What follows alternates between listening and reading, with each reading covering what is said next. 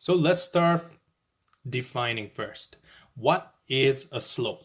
A slope in the world of math and science is basically a ratio of rising, positive or negative, to running. Again, positive or negative. Slope is a fancy way of saying a ratio of rising to running. And the reason we're using slope is because it helps us to determine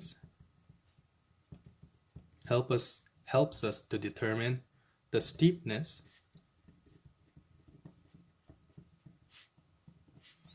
of objects or patterns.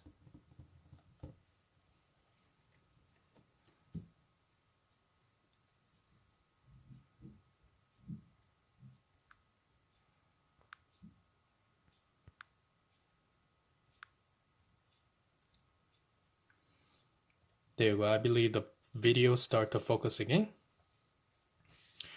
Now, let's look at formula. Basically, slope is like what I defined. It is a comparison between the rising numbers and the running numbers. So you may heard about this before. Slope is equal to rise over run. But I am not a big fan of this word term rise over run because rise or always give us the feeling that something goes up. But in order to define slope, sometimes the word rise, even though it is meaning of going up, rise can go down too. Negative slope can exist. So what I want to put is rather change of vertical distance over change of horizontal distance.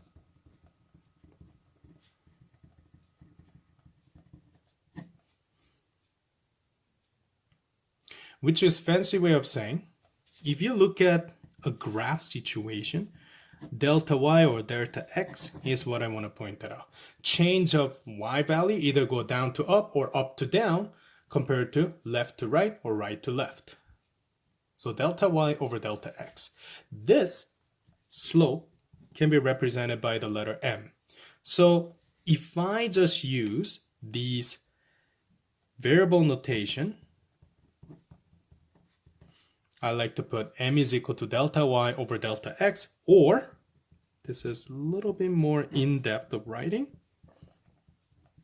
I want you to put y2 minus y1, x2 minus x1. This 2 and 1 basically mean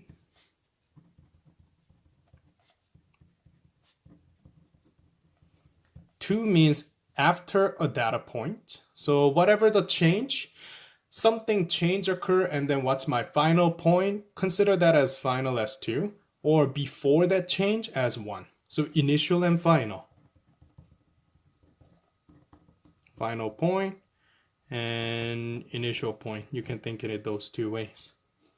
And we're going to use this all the time. Let's look at one of the classic example.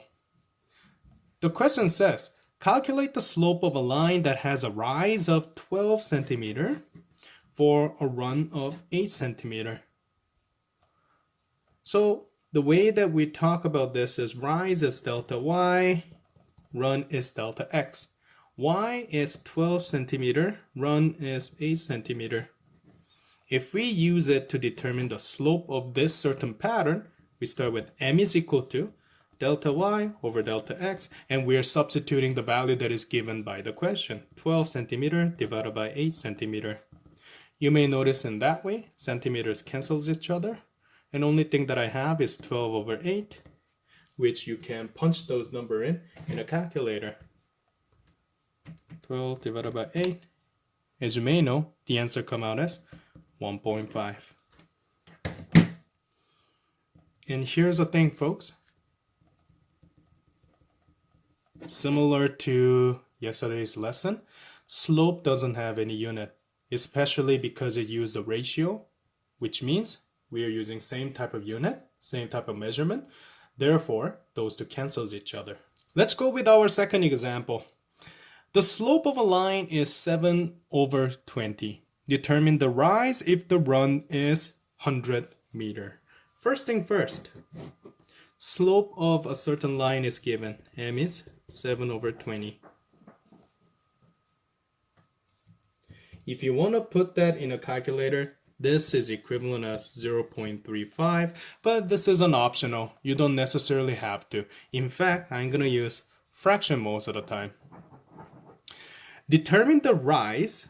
So rise is delta y, which we don't know, but we have run that is given, which is 100 meter. So delta x is given.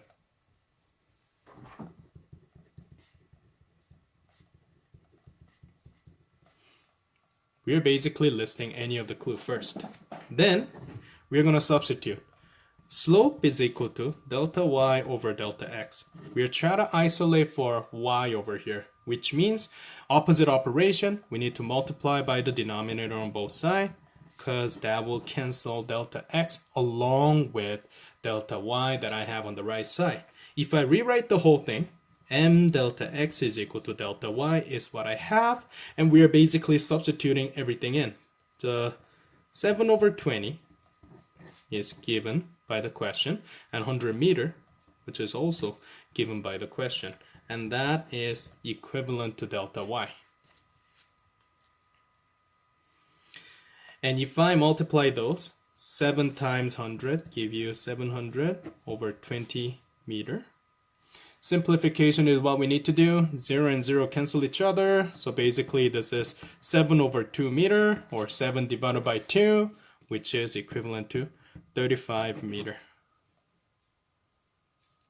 So now, if I look at the whole picture of this question, you can say the rise of this situation, if the slope is 7/20 and assuming that running is 100 meter, you can say 35 meter is my rise. Now my last example for today. Classic example number 5. Harmon is building a ramp in 2 sections, both with the same slope. If one section rises 2.0 meter for a run of 6.5, how much will it have to rise for the remaining run of 9.8 meter?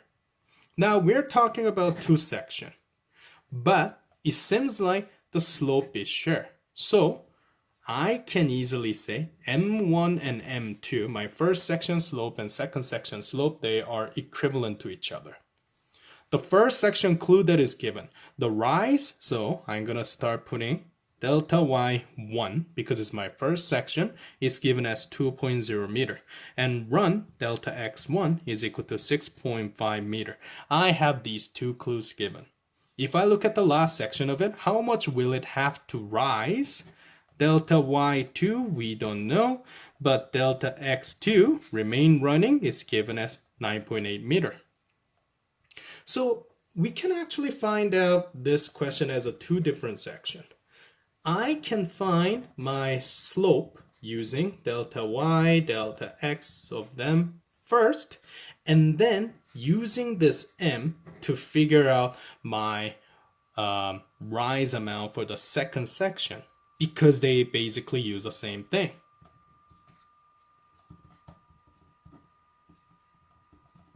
Except we're using 1 and 2 different notion. Formula is equivalent. It's the exact same thing. So let's punch some of the number in. The first section, 2.0 meter, 6.5 meter. Meter cancel each other, so basically it's 2 divided by 6.5. Calculator ready.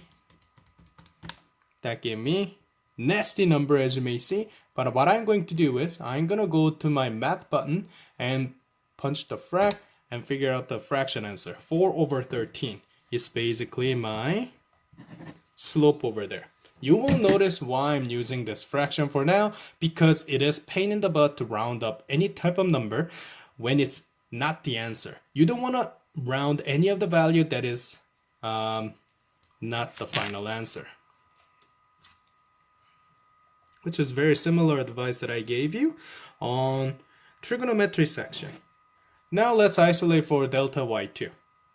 The way that I do is basically, Opposite operation first. I gotta multiply by delta x on both sides. So if I rearrange this, m2 delta y, delta x2 is equal to delta y2, which means to find out this delta y, substitute m1 and m2. We know that those are equal together.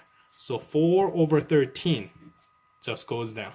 Multiply by x was 9.8 meter. And now we're gonna punch these number in again.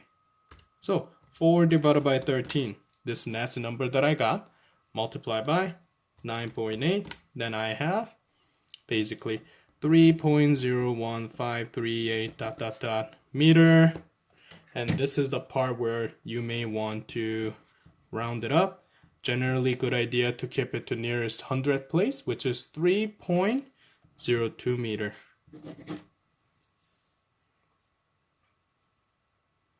And ladies and gents, here's your to-do list. I want you to build your skill on page 14 all the way to 17 and practice your new skill, page 17 to 18. But when it comes to those 17 to 18, just do odd numbers only. So 1, 3, 5, something like that, not 2, 4, 6.